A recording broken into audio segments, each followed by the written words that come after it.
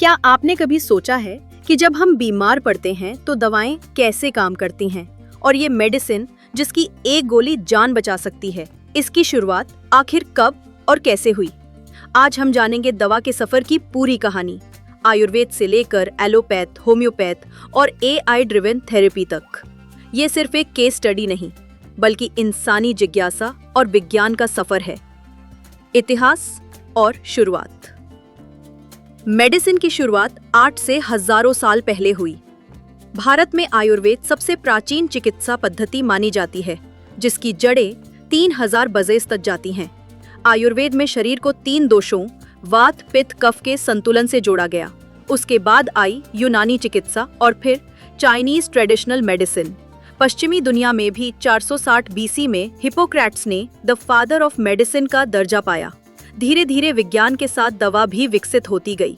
आधुनिक दवाओं का उदय 19वीं सदी में एलोपैथिक मेडिसिन का दौर शुरू हुआ, यानी दवाओं से बीमारी का इलाज। पहली एंटीबायोटिक पेनिसिलिन की खोज 1928 में हुई और इसने मेडिकल वर्ल्ड को बदल कर रख दिया।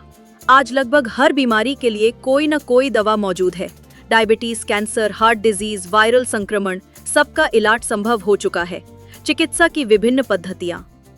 अब आइए जानते हैं दवा की मुख्य पद्धतियां और थेरेपीज के बारे में। आयुर्वेद प्राकृतिक जड़ी बूटियों पर आधारित, शरीर और मन का संतुलन बनाए रखने वाली पद्धति। इसमें डिटॉक्स, पंचकर्म, योग भी शामिल है।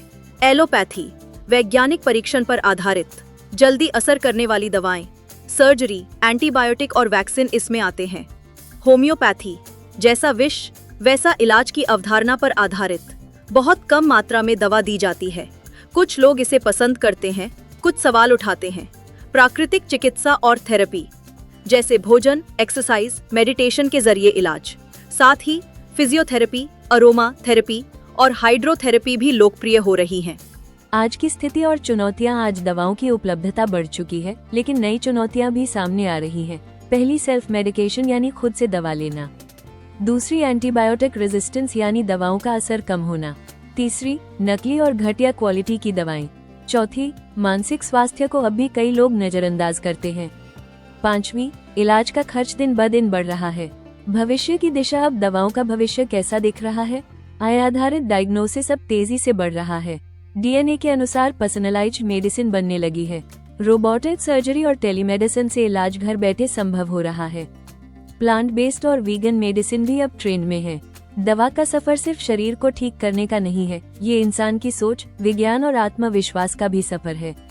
चाहे आयुर्वेद हो या एलोपैथ, हर प्रणाली का अपना महत्व है। बस सही समय और सही मार्गदर्शन जरूरी है। अगर आपको ये वीडियो पसंद आया हो तो लाइक, शेयर और सब्सक्राइब जरूर करें। नीचे कमेंट में बताइए आप कौन सी मेडिसिन पद्धति को ज्यादा प्रभावी मानते हैं।